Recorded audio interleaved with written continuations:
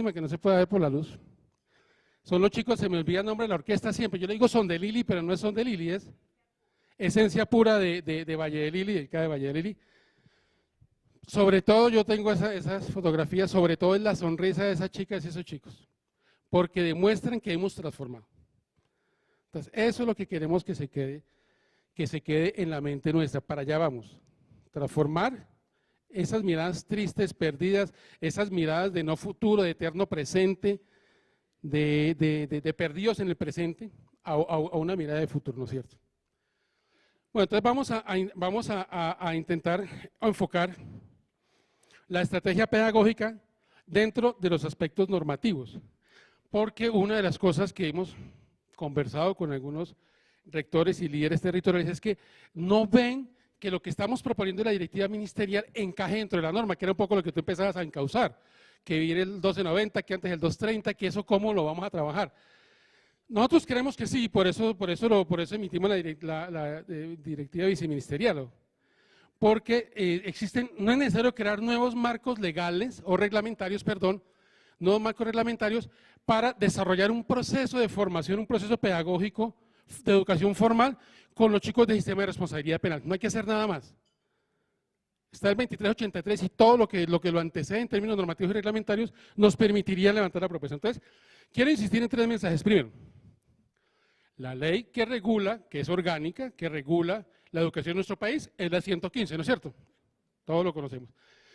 ¿Qué dice la 115? La 115 dice, muchachos, la educación en este país, producto del acuerdo social, se va a organizar en 3 niveles. Perdón, se va a organizar de 3 maneras. La prestación de la educación formal, la prestación de la educación para el trabajo y desarrollo humano y la prestación de la educación no informal. La educación superior la regula otra ley, ¿ok? Y la educación formal ya está regulada, ¿no es cierto? La educación formal se regula fundamentalmente desde el decreto 1860. La educación no formal, que ahora se llama educación para el trabajo y el desarrollo humano, está reglamentada ahora por el decreto 4904 del 2009. Y esa otra parte de la educación, que es la educación informal, no está regulada, solamente es regulada a partir de lo que dice el decreto, la ley 115, ¿ok? Entonces tenemos, el servicio educativo se divide en esas 3 partes, ¿ok? Nosotros desde la norma, ¿qué tenemos que brindar a los chicos del sistema de responsabilidad? Pues tenemos que brindar educación formal. Tenemos que brindar educación formal, pero también educación informal y educación no formal. Pero en el caso de los establecimientos educativos vamos a brindar, educación, cuando digo educación no formal, a mí se me ha quedado eso, educación para el trabajo y el desarrollo humano, tenemos que brindarla, porque así lo dice la ley, y educación informal. El caso que nos ocupa es la educación formal. La educación formal, entonces, dice la norma, se organiza en los niveles, nivel de preescolar, nivel de básica, que se divide en básica primaria y básica secundaria, y media, que se divide en académica y técnica, ¿no es cierto? Yo sé que todos ustedes lo saben, pero vamos a refrescar la idea porque quiero que quede muy bien enmarcadito la estrategia pedagógica. Ahora bien, aquí empieza lo chévere. La misma ley dice, ojo, la educación formal va dirigida a unos sujetos. En la tarde la doctora nos va a ayudar a mirar ese enfoque, el enfoque de poblaciones o poblacional de la ley 115 y la transformación, ¿no es cierto? Perfecto. Pero vamos simplemente a traerlo acá.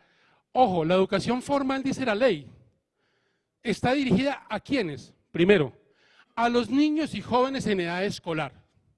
La educación regular, los chicos regulares, los chicos que a los 5 años entran al preescolar, o los chicos que a los 3 años entran a los 2 niveles anteriores de jardín, prejardín, o los chicos que no, desafortunadamente no sueltan el biberón y ya les toca regularizarse, porque la mamá trabaja, porque el papá también, porque la educación formal, y está regulada por el decreto 1860. Es decir, la educación que reciben los chicos regulares, tradicionales, en edad regular, dice la ley, está reglamentada por el 1860. La otra población es la población de los adultos. ¿Que está regulada? Ah, bueno, venga una aclaración. Yo aquí no estoy citando la forma como la norma queda compilada en el decreto 1075 porque me enredaría. Pero todos estos decretos, tal cual están compilados en el decreto único de educación. Pero los traje así porque si no nos enredamos un poquitico, que la sección 8, que el título, entonces yo lo voy a dejar así, precisamente por eso, pero todo eso está compilado en el decreto único de educación de 75. Entonces, 3011 es la que regula la educación de adultos. Ah, bueno, entonces, ojo, yo no puedo aplicar 3011 a los chicos en edad regular, ¿no es cierto? No puedo, porque está regulada por otro decreto. Y la norma, la reglamentación y la jurisprudencia han configurado cómo se va a atender los adultos. Ah, bueno, la misma ley dice, ojo, hay que atender a los campesinos. Hay que atender a los campesinos de manera diferenciada, porque son diferentes a los adultos y a los niños regulares. Y la educación campesina está regulada solamente por ahora, porque está todo el proceso de regulación de la educación rural en el marco del posconflicto, pero está regulada por el decreto 1490 de 1990. El concurso docente para zonas de posconflicto que se va a convocar próximamente, hay un decreto que lo reglamenta, ya está reglamentado, haría parte de esto. Concurso docente para zonas donde hubo presencia del conflicto. Entonces la educación campesina es diferente de las dos anteriores, ¿cierto? Y se regula también, este decreto de 1490 fundamentalmente lo que hace es una incorporación de modelo de escuela nueva a la educación campesina. Seguimos, la educación formal para grupos étnicos, ¿cierto? Indígenas, descendientes afro, etcétera, etcétera, etcétera. Está regulada por el decreto 804. Ahí dice cómo es que se tiene que prestar el servicio educativo. Y la educación formal que va dirigida a las personas con limitaciones físicas, sensoriales, etcétera. Está regulada por un decreto recién sacado del horno, doctora, el 1421 del 2017, que muy importante porque ese decreto sí transforma realmente la concepción, más bien, entrega una concepción integral de atención a las personas con limitaciones físicas.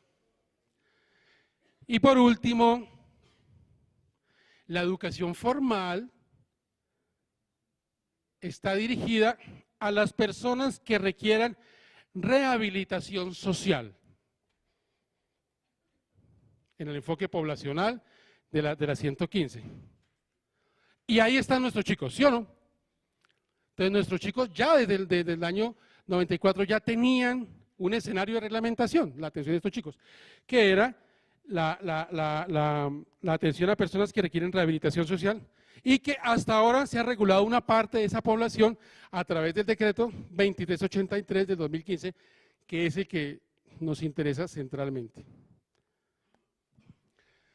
¿Qué dice la educación para la rehabilitación social? Dice, mire, va dirigida a personas y grupos cuyo comportamiento, yo quiero que lean muy bien esto, cuyo comportamiento individual y social, va para grupos, pero también para individuos, individual y social, exige procesos educativos integrales. ¿Qué está diciendo ahí? Que no es educación regular. Sí, exige otra cosa. Que permitan su reincorporación a la sociedad. Están fuera de la lógica de la sociedad.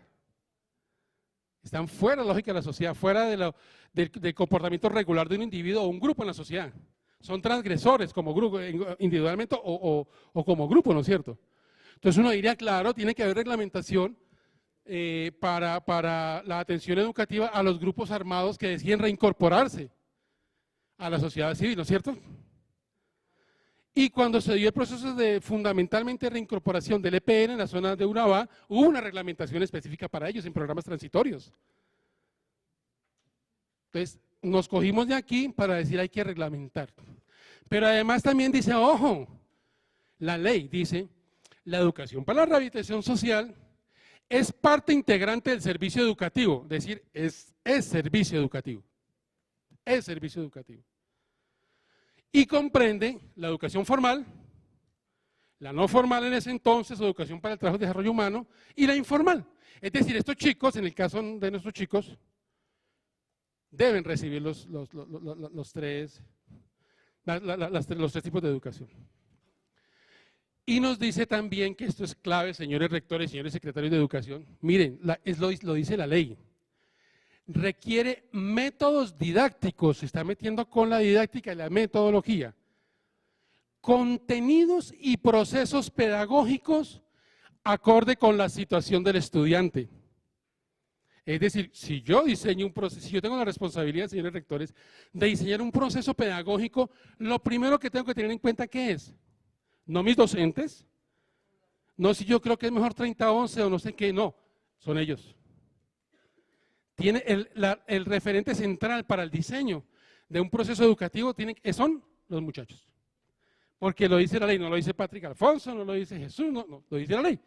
Requiere métodos didácticos, contenidos, procesos pedagógicos acorde con la situación, no solamente con la persona, con las características del chico como individuo, sino con su situación. Entonces se nos empieza a complejizar la cosa.